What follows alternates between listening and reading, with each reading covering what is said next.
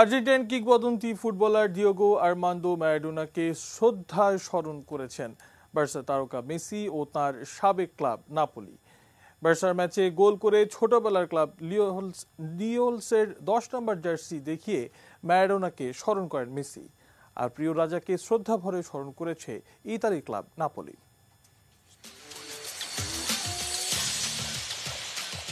কিংবদন্তির অজস্র স্মৃতিমাখা নু ক্যাম্প বার্সেলোনার হয়ে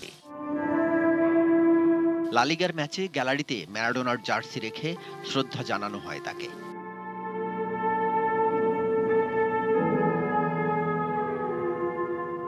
ম্যাচ শুরুর আগে 1 মিনিটের নীরবতা।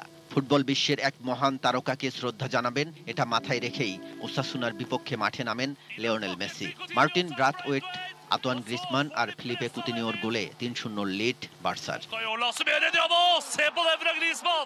অবশেষে অপেক্ষার প্রহর শেষ হয় মেসির।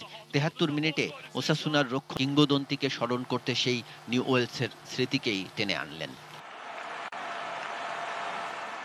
1984 সালে মাত্র $7 মিলিয়ন বিনিময়ে বার্সেলোনা ছেড়ে নাপোলিতে যোগ দেন ম্যারাডোনা। তখন তার বয়স 23।